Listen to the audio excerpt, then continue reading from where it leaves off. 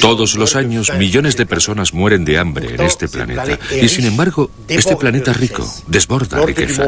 El orden del planeta es mortífero y absurdo. Hay que cambiar ese orden criminal del mundo. El humanismo o cualquier escrúpulo moral simplemente no son posibles en un mundo en el que reinan necesariamente, estructuralmente, la avidez, el deseo de poder y el cinismo más violento. Le plus violent. El derecho a la independencia, el derecho a la soberanía, es hoy por hoy un lujo de los países poderosos, de los países ricos. Cuando los países pobres ejercen el patriotismo, ese patriotismo se convierte en populismo, o peor todavía, en terrorismo, y constituye una amenaza para el mundo. Entonces nosotros no tenemos el derecho de defendernos, solo tenemos el derecho de aceptar lo que otros deciden por nosotros. Y esos otros son los que ejercen el gobierno mundial. Los verdaderos amos del mundo hoy en día, en primer lugar, son invisibles. No están sometidos a ningún control social, sindical, parlamentario. Son hombres en la sombra que detentan el gobierno del mundo. Detrás de los estados, detrás de las organizaciones internacionales, hay un gobierno oligárquico de muy poca gente. Muy poca gente, pero que cuenta con una potencia, una influencia. Un control social sobre la humanidad, como jamás un papa, ni un emperador, ni rey alguno han tenido a lo largo de la historia de los hombres. Pero ¿quién es este asesino serial que mata todo lo que toca? Habría que meterlo preso, se me ocurre, pero ocurre que no se puede meter preso a este asesino serial, porque él tiene las llaves de todas las cárceles y porque es un sistema universal de poder que ha convertido al mundo en un manicomio y en un matadero.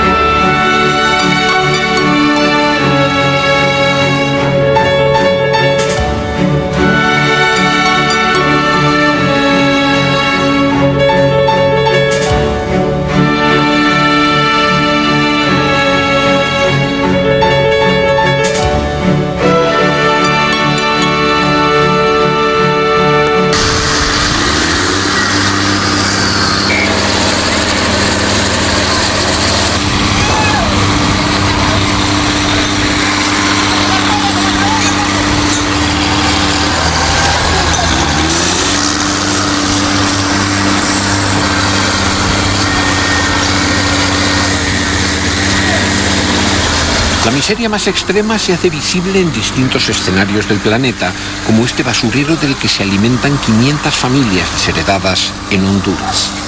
Son visiones obscenas y repetidas de un mundo que durante los últimos 20 años ha cambiado de forma vertiginosa. Al cabo de más de 4 décadas de Guerra Fría, el combate entre las utopías capitalista y comunista se saldó con el desmoronamiento del bloque socialista, y la confrontación político-militar entre el este y el oeste era reemplazada por una profunda división económica entre el norte y el sur. Desde la caída del muro de Berlín, las fronteras internacionales ya no separan a sistemas políticos o modelos sociales opuestos, sino a naciones enriquecidas y pueblos empobrecidos. El actual telón de acero está en las barreras que contienen a los inmigrantes como infranqueables puertas de un norte opulento gracias a la explotación del sur. Un nuevo orden mundial, tan rígido como el anterior, se ha establecido bajo el control de todopoderosos grupos multinacionales de capital. un sistema universal de poder con el credo del neoliberalismo como ideología que ha encontrado su principal enemigo en una devastadora violencia terrorista. Un modelo extremadamente injusto en el que desaparecen los viejos sueños políticos y cuyo análisis resulta urgente.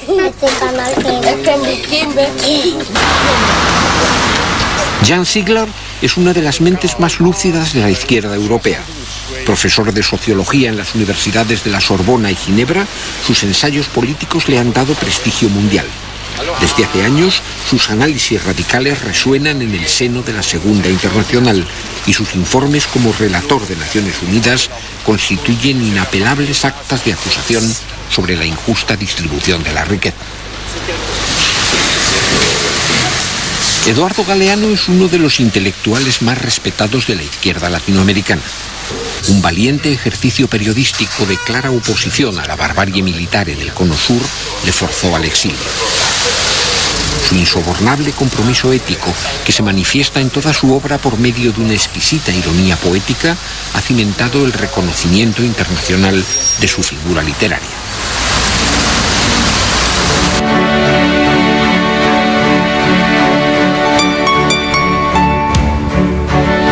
Las voces críticas de Galeano y Ziegler se cruzan para desnudar y retratar el implacable sistema de poder que parece consolidarse en los comienzos del siglo XXI. Y a sus juicios se suman los de otras personalidades, como el dirigente campesino colombiano Héctor Mondragón, los misioneros españoles en África José Collado y Ángelo Laran, el jurista norteamericano William Woodman, la exministra de Cultura de Malí, Aminata Traoré, el juez español Baltasar Garzón o el escritor argentino Ernesto Sábato, en el intento común de examinar el nuevo orden del mundo.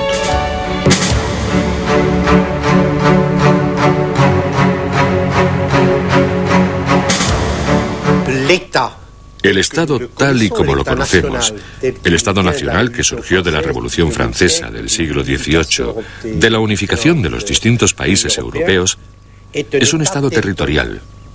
Es territorial.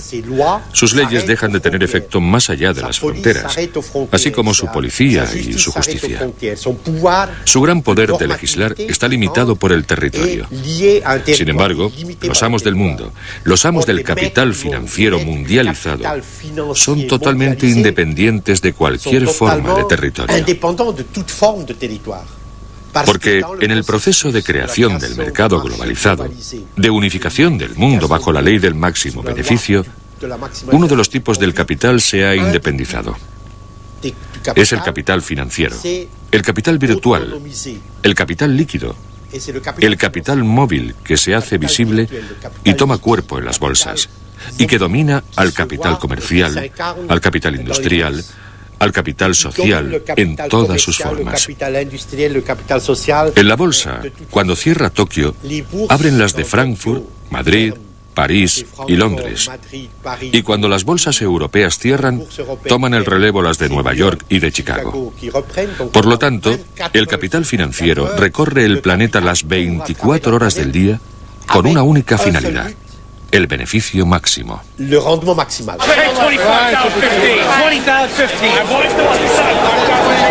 En Estados Unidos vemos que los mismos ejecutivos que son de las mesas de directores del grupo Citibank, que son la Chevron, que es la Monsanto, que pertenece a ese mismo grupo, que es la General Dynamics, que es la de Roosevelt, que es la Halliburton, que es la del vicepresidente Cheney, es decir, los mismos que han sido presidentes, gerentes o miembros de las mesas de directores son hoy el staff del gobierno de los Estados Unidos.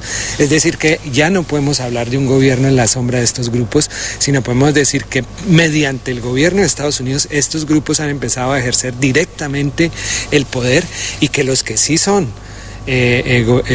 entes meramente subordinados son la mayoría de los gobiernos del mundo, que dependen de ellos. One flight, it's already in, Jimmy. I think you bought him at 97. La globalización es una inmensa mentira. Los amos del gran capital, que dirigen el mecanismo de la globalización, dicen: vamos a crear una economía unificada por todo el mundo y así todos podrán disfrutar de las riquezas, de los progresos científicos, de los progresos del comercio, de los progresos de la libertad. Lo que sucede en realidad, si observamos la economía, es que existe una economía de archipiélagos que la globalización ha creado. Existen algunos islotes extremadamente ricos, extremadamente poderosos, y continentes enteros que desaparecen en la oscuridad. No hay duda de que entre las organizaciones interestatales visibles, que están en la vitrina de la globalización, 3 organizaciones son las más poderosas, que dominan, que regulan los acontecimientos económicos. Son el Banco Mundial, el Fondo Monetario Internacional y la Organización Mundial del Comercio. Son bomberos pirómanos. Y son fundamentalmente organizaciones mercenarias de la oligarquía del capital financiero invisible mundial.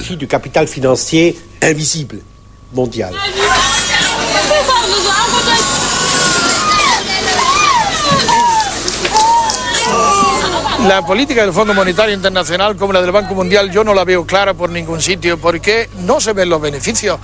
Yo aquí en 30 y tantos años pues veo que la pobreza va aumentando. Los ricos del país cada vez son más ricos, pero los pobres son cada vez más pobres. La agricultura va para abajo, la ganadería va para abajo, todo va para abajo. Si hubieran efectos saludables para toda esta gente, se verían. Yo no los veo por ningún sitio. Es la mundialización de la pobreza, no de la riqueza. Yo no creo que se pueda luchar contra la pobreza ni crear, como se llama aquí, una estrategia de lucha contra la pobreza sin luchar contra la riqueza y sin luchar contra los ricos mismos, porque los ricos son cada vez más ricos y los pobres son cada vez más pobres.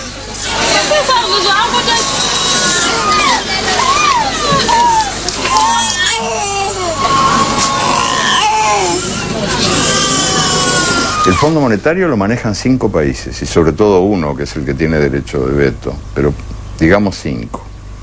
El Banco Mundial es un poquito más democrático, lo manejan 8 países. La Organización Mundial de Comercio, que es la que nos condena a cobrar cada vez menos y a pagar cada vez más, en sus estatutos establece el derecho de voto, pero nunca se votó, jamás.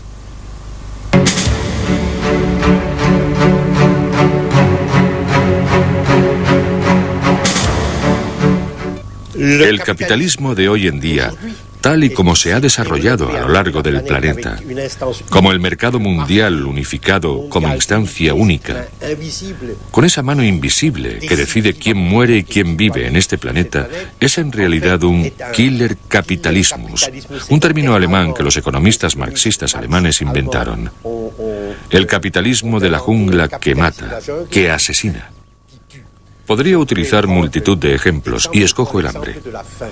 Todos los días en este planeta, según la FAO, 100.000 personas mueren de hambre o a causa de sus consecuencias inmediatas. El año pasado, cada 5 segundos, un niño de menos de 10 años moría de hambre.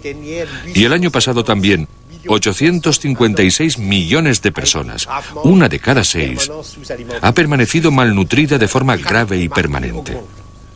Las cifras indican que la pirámide de mártires aumenta, y todo esto sucede en un planeta que, según la FAO, podría alimentar en condiciones normales, con 2.700 calorías por día para un adulto normal, a 12.000 millones de seres humanos, y somos 6.000 millones, es decir, a casi el doble de la población actual. O sea que en esta matanza cotidiana del hambre no hay fatalidad alguna.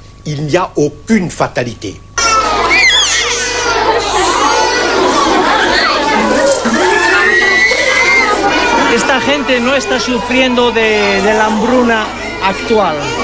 Están en una situación de hambruna crónica. Cuando estos niños llegan a esa situación ya ni comen. Esto clama al cielo. Más que al cielo también, pero vamos, clama a Occidente, clama al primer mundo. Es incomprensible, es impensable, es absurdo, es injusto, con los apelativos que quiera, Que el primer mundo esté exigiendo al mundo de aquí, al mundo africano, que paguen las deudas de un capital que han sido ya pagadas, que esto está suponiendo quitar esta comida a estos niños, esto no va a ayudar nada allí y esto está quitando el pan a nuestros hijos. Eso es criminal. Eso es como un genocidio organizado a un nivel internacional.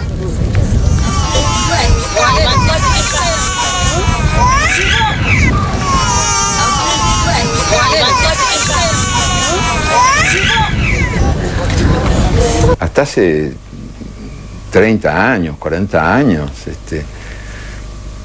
a nadie se le ocurría desconfiar de la justicia como un valor universal y por lo tanto todos, mal que bien, hasta la derecha más recalcitrante, compartían básicamente yo no te digo la indignación o la denuncia, pero por lo menos la aceptación de que la injusticia existía en el mundo.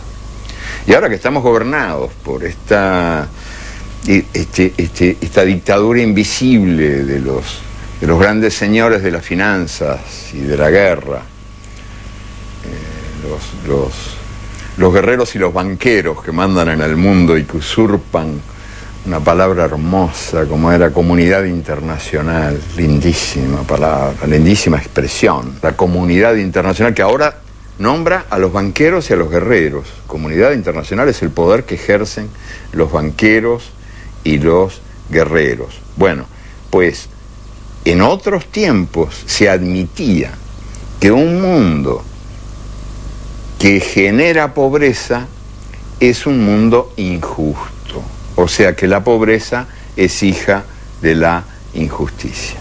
Hoy por hoy es cada vez más raro escucharlo, porque resulta que la injusticia ha dejado de existir. La pobreza es el justo castigo que la ineficiencia merece.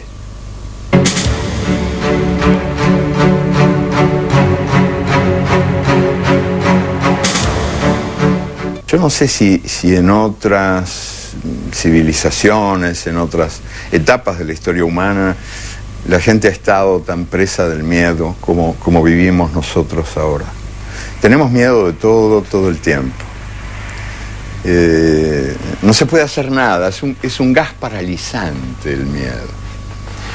Los miedos, creo, predominantes, los que se sienten más en la vida cotidiana son el miedo a perder el trabajo, que es un típico pánico de nuestro tiempo, la inseguridad laboral, el miedo a no encontrar mañana tu puesto en la fábrica o en la oficina, que hace que una cantidad de derechos sindicales que se habían obtenido a lo largo de más de 2 siglos de luchas estén ahora corriendo grave peligro de muerte, porque nadie se anima a nada por miedo, por pánico a la pérdida del trabajo que se tiene. El que no tiene miedo a perder el trabajo tiene miedo de no encontrarlo, que es un miedo muy semejante. Y hay muchos otros pánicos, el pánico de vivir, el pánico de ser, el pánico de cambiar,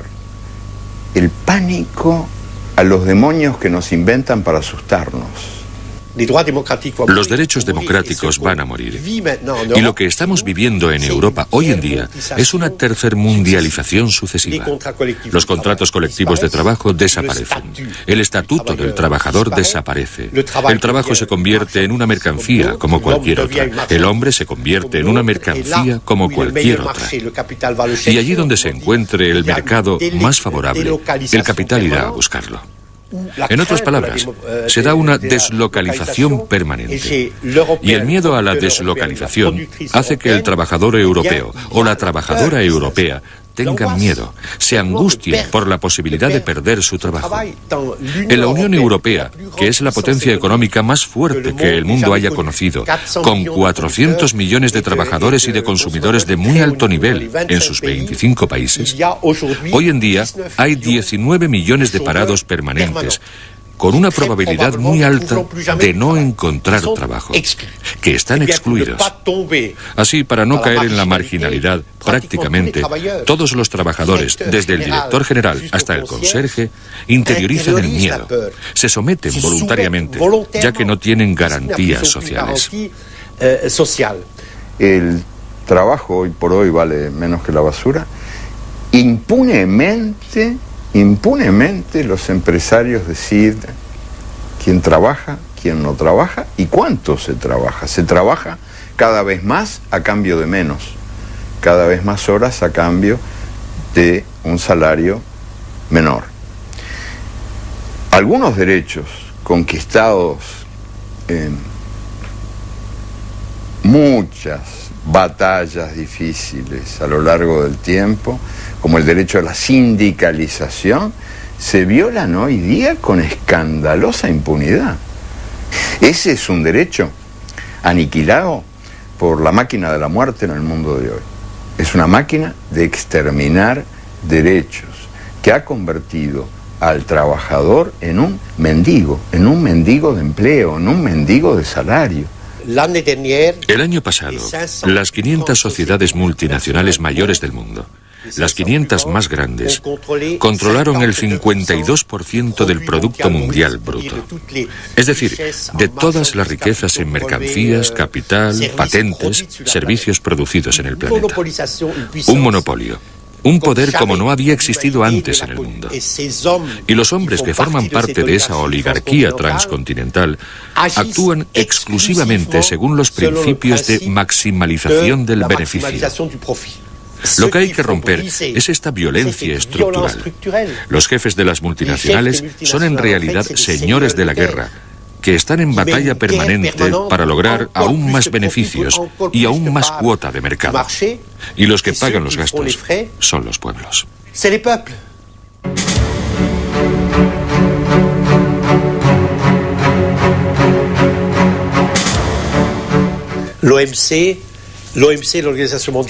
La OMC, la Organización Mundial del Comercio, compuesta hoy en día por 147 estados, debe asegurar, y asegura en nombre del capital financiero internacional, la liberalización total de la circulación de mercancías, de capitales, de patentes y de servicios.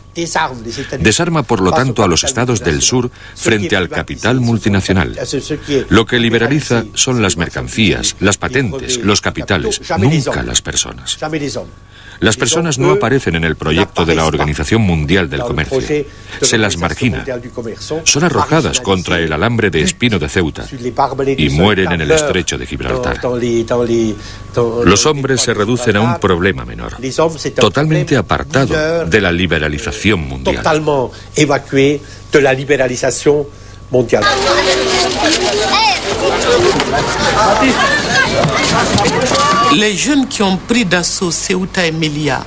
Los jóvenes que toman al asalto Ceuta y Melilla tienen menos problemas que los europeos, porque tienen esperanza. Europa está desencantada.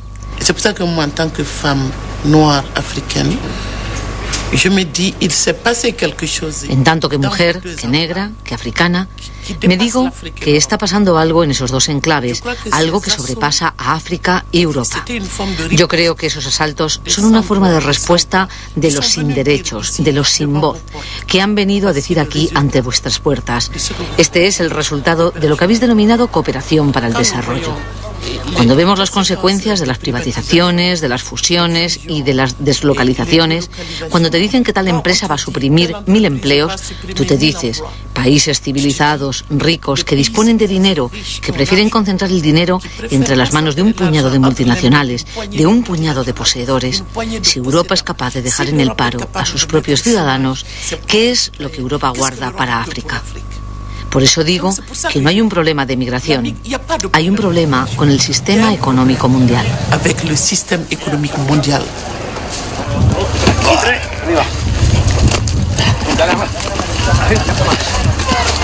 Libre circulación de las personas.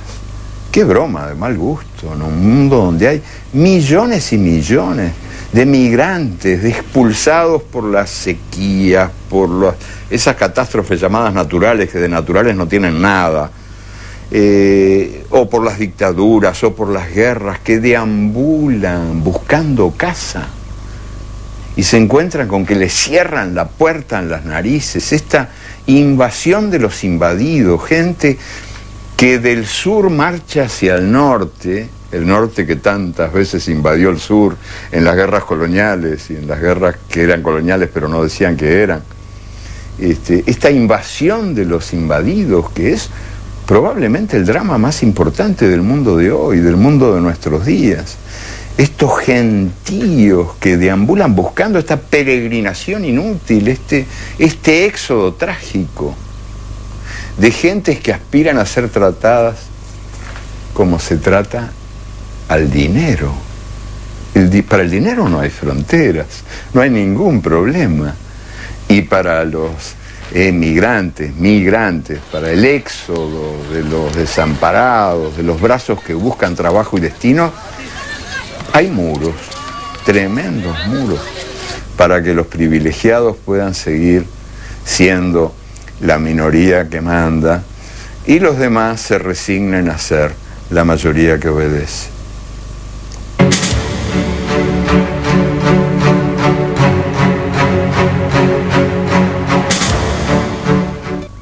Me encuentro ahí, sin querer queriendo, en fin, embarcado en discusiones absurdas, donde defiendo ardientemente a los jóvenes, a estos desprestigiados jóvenes de nuestros días, que se supone que son muchachos vacíos,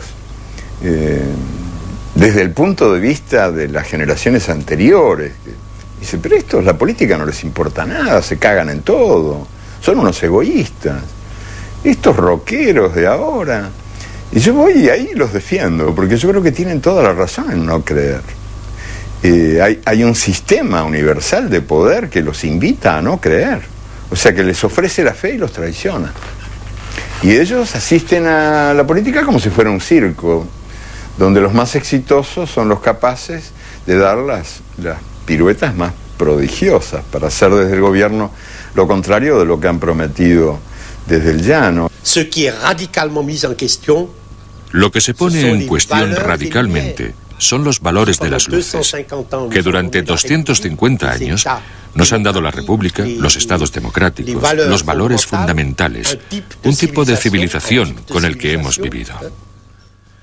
Y cuando decimos que la economía ya no es una actividad humana, que el neoliberalismo ya no es una actividad humana, sino simplemente la traducción de una realidad, de un número determinado de leyes naturales, lo que hacemos es expulsar al hombre de su papel como sujeto de la historia.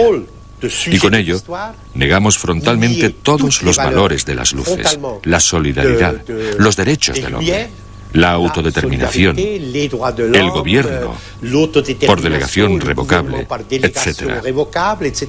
Hoy nos encontramos ante estas dos opciones. O bien escogemos la defensa de esos valores, de las luces, a través del restablecimiento de la fuerza del Estado Nacional y de una normativa internacional, o bien nos sometemos a los amos del mundo y a sus leyes presuntamente naturales de los beneficios. Si la segunda opción es la que se impone finalmente, entonces la jungla se instalará en Europa. Nos sumiremos en la oscuridad y la civilización tal y como la conocemos, por lo menos en Europa, la civilización democrática que proviene de las luces, desaparecerá. Ahora las torturas se llaman apremios ilegales, la traición se llama realismo, el oportunismo se llama pragmatismo, el imperialismo se llama globalización y a las víctimas del imperialismo se los llama países en vías de desarrollo, confundiendo a los niños con los enanos. Y al sistema que en mi infancia y en mi juventud llamábamos capitalismo, se le llama hoy economía de mercado. El diccionario también ha sido asesinado por la organización criminal del mundo. Ya las palabras no dicen lo que dicen o no saben lo que dicen.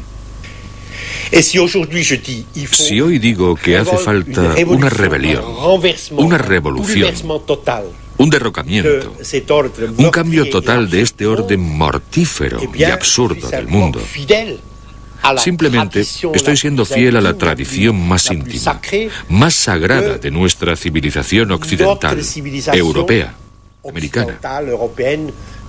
Me parece que hoy en día nuestro deber primordial es reconquistar la mentalidad simbólica y decir que el orden del mundo, tal y como está, es criminal.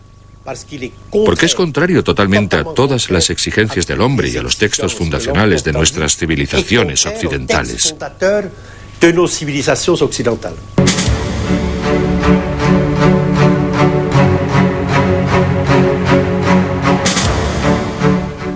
Bin Laden es el demonio profesional más exitoso y el que mejor cumple sus funciones, pero no es el único. Siempre hay algún satán a mano para decirnos: la humanidad corre peligro, este es el último día del mundo. Y muchísima gente se hace eco de esas voces del miedo que imponen una dictadura invisible y paralizante que es enemiga de la dignidad humana, porque los que estamos, todos estamos enjaulados por el miedo, ya no somos libres. Y los que no somos libres no podemos ser dignos.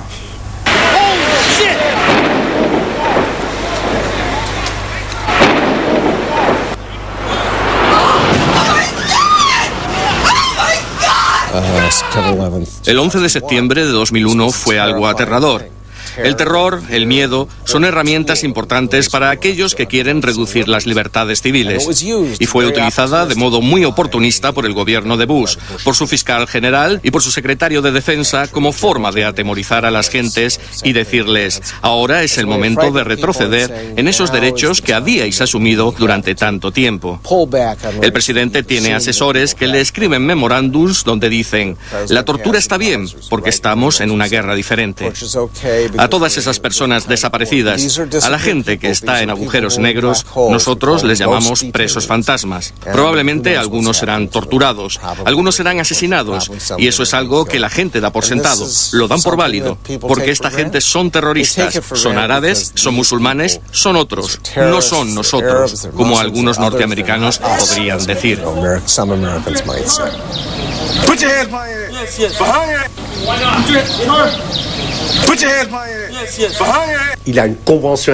Hay una convención internacional contra la tortura. Existen mecanismos de control de la tortura. Hay un artículo en la Declaración de Derechos del Hombre que los 191 miembros de las Naciones Unidas han firmado, que prohíbe radicalmente la tortura.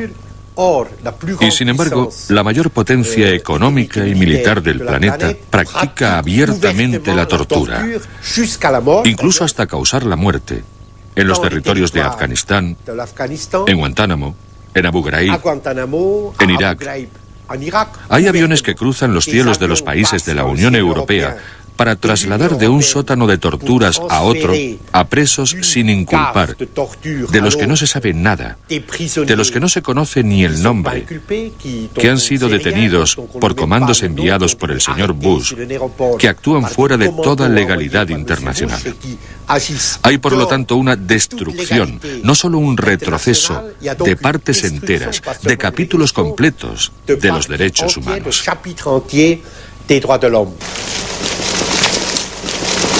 No tenemos ningún indicio de que ha habido ejecuciones extrajudiciales, pero es que no hay información. Entonces no tenemos indicios, pero no es posible saber en ese momento. Human Rights Watch cree que se puede hablar de desaparecidos, porque hay personas, por ejemplo, que han sido detenidos durante más de 3 años y no hay ninguna información sobre su estado de salud, sobre el lugar de detención.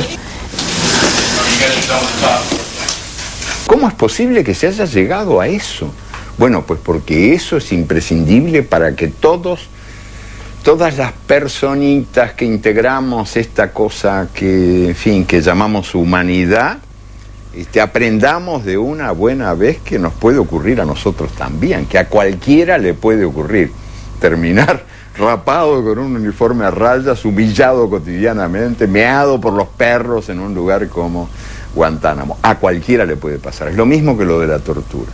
Si la tortura torturara solamente a los culpables, no sería eficaz. Si estuvieran en Guantánamo presos nada más que los culpables de actos terroristas, Guantánamo no serviría para nada. Sirven estos ejemplos, estos símbolos del poder, funcionan porque emiten miedo, y emiten miedo en la medida en que le puede tocar a cualquiera. Es un asunto del azar.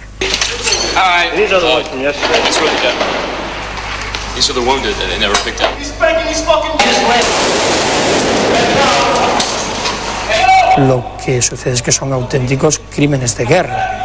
Si no, incluso pueden llegar a ostentar la categoría de crimen de lesa humanidad. Y ahí está la normativa internacional, está clarísimo, y el poder sobre el sometido es absoluto, y por tanto algún día eso tendrá que investigarse seriamente y sancionarse. No sé si alguna vez lo harán los tribunales militares norteamericanos o civiles o alguna instancia internacional, pero tendrá que hacerse.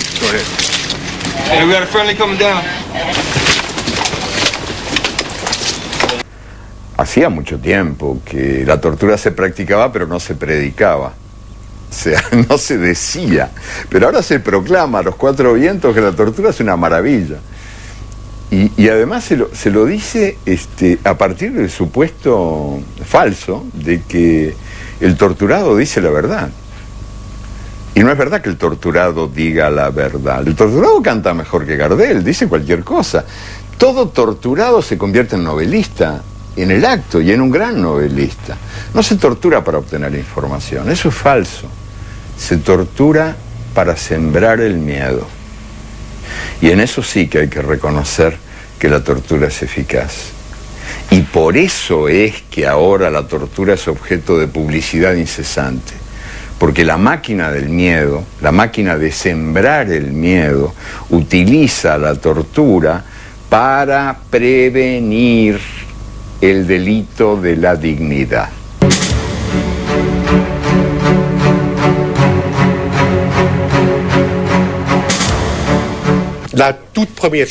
Lo primero que cada uno de nosotros debe de hacer es mirar la situación de frente y no considerar como normal y natural la destrucción, por ejemplo, de 36 millones de personas el año pasado por culpa del hambre y de la desnutrición. No hay que aceptar lo que los amos del mundo dicen. Son las leyes naturales de la economía, no podemos hacer nada al respecto. Es normal morir de hambre en Etiopía porque hay sequía, porque la gente no sabe trabajar, porque si hubiese un solo muerto de hambre en París, habría una revuelta.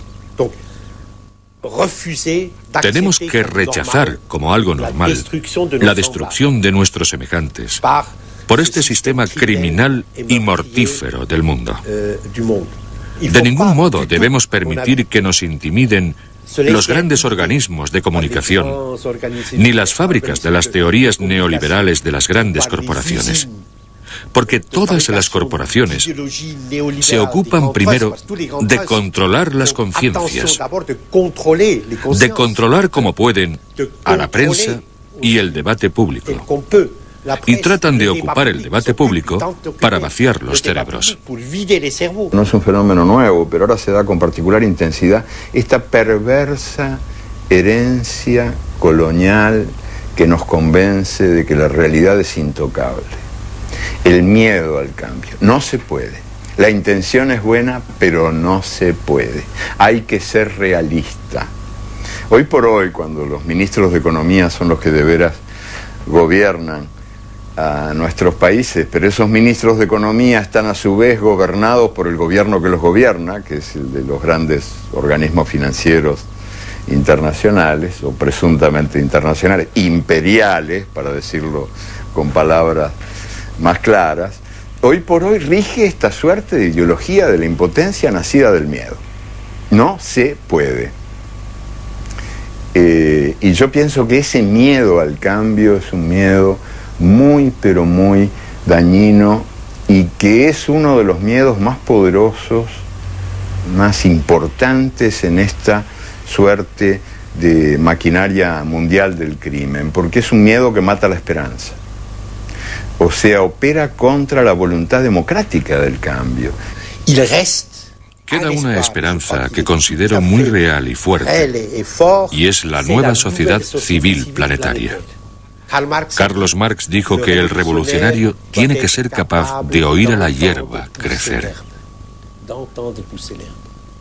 En la decadencia del Estado Nacional, de los partidos políticos, de los sindicatos, ante el crecimiento de la impotencia de estas organizaciones, que por otro lado son totalmente respetables, está el imperativo moral que se encuentra dentro de cada uno de nosotros y que hace que en la situación en la que estamos, frente a ese capitalismo asesino, en un mundo asesino, en el sur y en el norte, las personas se unan. A sus 95 años, Ernesto Sábato ya no hace declaraciones, pero quiso releer el texto que un día no lejano escribió, llamando desde la última curva de su camino a la resistencia contra la injusticia. Y las palabras eternas de la ética brotaron con su voz como respuesta individual ante un mundo despiadado. Creo que hay que resistir. Este ha sido mi lema. Pero hoy, cuántas veces me he preguntado cómo encarnar esta palabra, cómo vivir la resistencia. En un tiempo, el surrealismo fue para mí una manera de la resistencia, como lo había sido el anarquismo y mi militancia en la izquierda. Pero ahora la situación ha cambiado tanto que debemos de evaluar detenidamente qué entendemos por resistir. No puedo darles una respuesta. Si la supiera, saldría como esos creyentes delirantes, quizá los únicos que en verdad creen, a proclamarlo en las esquinas con la urgencia que nos han de dar los pocos metros que nos separan de las catástrofes.